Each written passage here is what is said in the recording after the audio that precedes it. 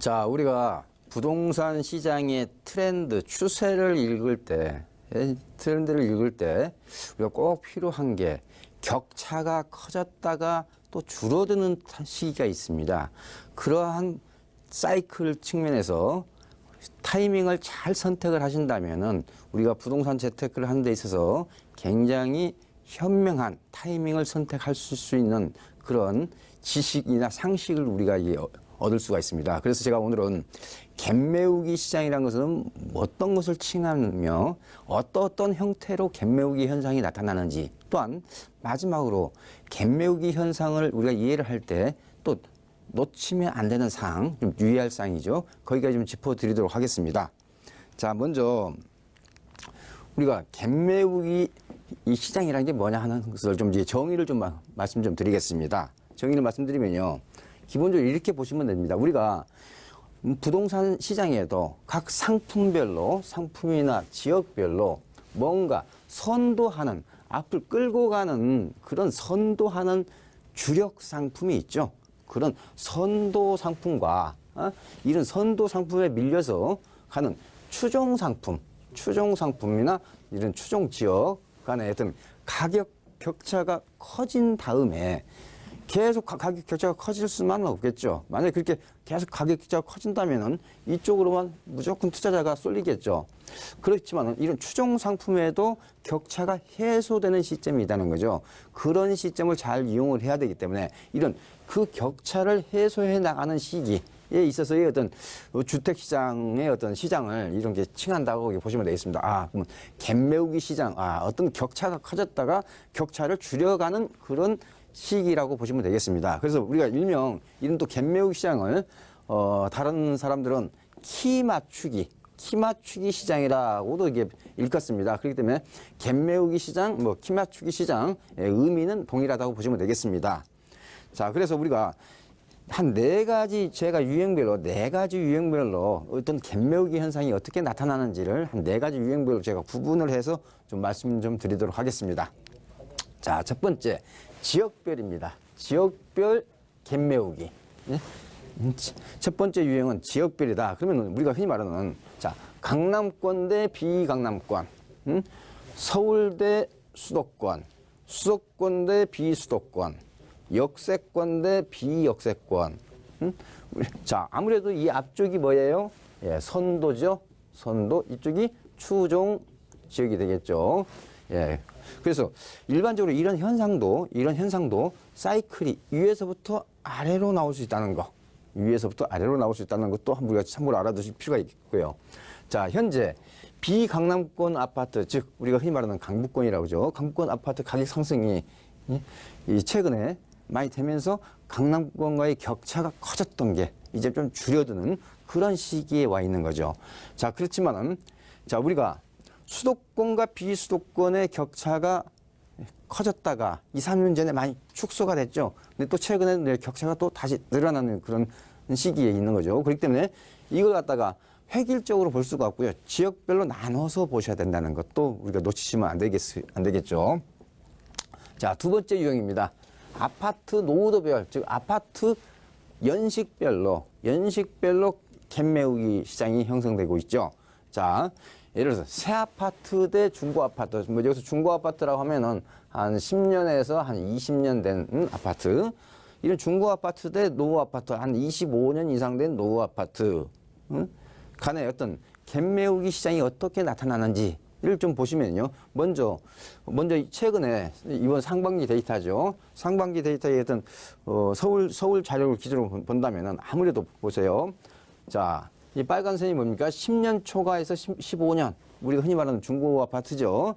상승률이 0.48%. 그 다음에 15년에서 20년 된 중고 아파트가 0.49%. 그래서 거의 0.48 내지 0.49%. 다른 연식의 아파트보다도 상당히 상승률이 높다는 것을 알 수가 있을 겁니다. 그렇다면은 초반에는 새 아파트가 당연히 높았었죠. 자, 그런데 이런 현상들이 격차가 커지다 보니까 이렇게 해소가 되는 시기에 와 있다는 거죠. 자, 그렇다면 우리가 새 아파트하고 중고 아파트 같은 경우는 왜 격차가 이렇게 해소가 됐느냐? 자, 대단히 뉴타운 재개발 지역 인근 같은 경우 많은 이제 기반 시설이 많이 개선이 됐죠. 거기에 따른 효과라든지요. 이제는 리모델링, 서울 같은 경우도 리모델링 사업이 이제 하나의 정비 사업의 대안으로 떠올리면서 상품으로 떠올리면서 이런 중고 아파트의 어떤 사업의 확대가 되고 있죠. 그런 원인으로 볼 수가 있겠고요.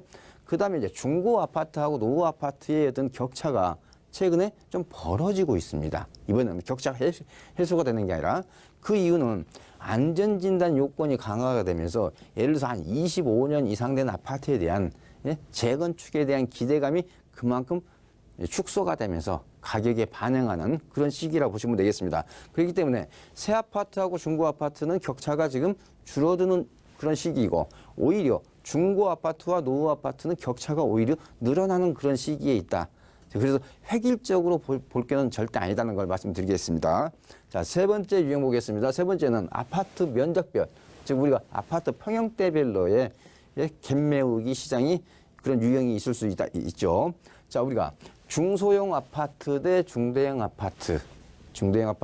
자, 우리 최근 상황을 좀 보겠습니다.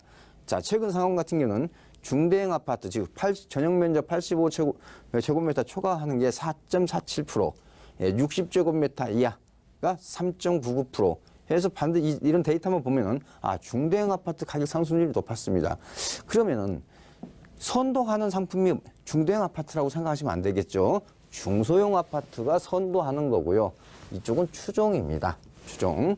즉 중소형 아파트가 먼저 강세를 보이고 나서 그 갭을 메우기 위해서 중대형 아파트 가격 상승률이 최근에 높았던 걸로 이해를 하셔야 된다는 거죠. 자, 그러면서 또 좀 구체적인 그 요인을 더 살펴본다면요. 이런 중대형 아파트의 같은 갭 메우기 현상은 먼저 강남에서 선도한 다음에 강북권으로 이런 확대되는 추세다. 또한 현재 다주택자에 대한 규제가 강화가 되면서 똘똘한 한 채에 대한 경향이 어느 정도 반영이 돼 있다고 보시면 되겠고요.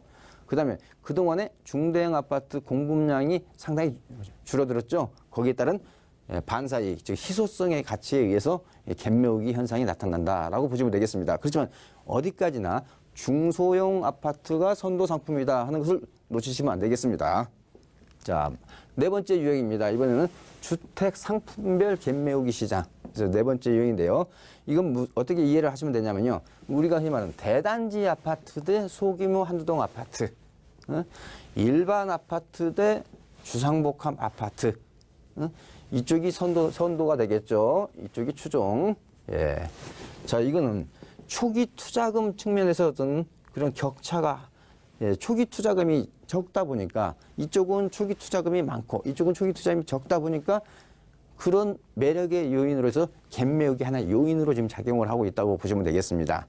또한 아파트 전세 가격과 다세대 주택의 가격, 다세대, 우리가 흔히 말하는 빌라라고 하죠. 빌라의 가격. 자, 이건 어떤 연관성이 있냐면요. 아파트 전세 난민의 대체제 역할로서 이 다세대 주택을 찾다 보면은 이런 다세대 주택의 가격도 올라가고 있다. 따라서 이런 다세대 주택의 어떤 갭 메우기는 아파트와 다세대 주택의 갭 메우기로 이해를 하시면 안 되겠고요. 다세대 주택의 가격과 아파트 전세 가격과의 갭 메우기 시장으로 이해를 하셔야 된다는 거 말씀드리고요. 자, 마지막으로 유의사항 두 가지만 더 말씀 좀 드리도록 하겠습니다. 자, 선도 상품이나 선도 지역에 추가적으로 오르느냐, 이게 바로 아주 굉장히 중요한 의미를 갖습니다.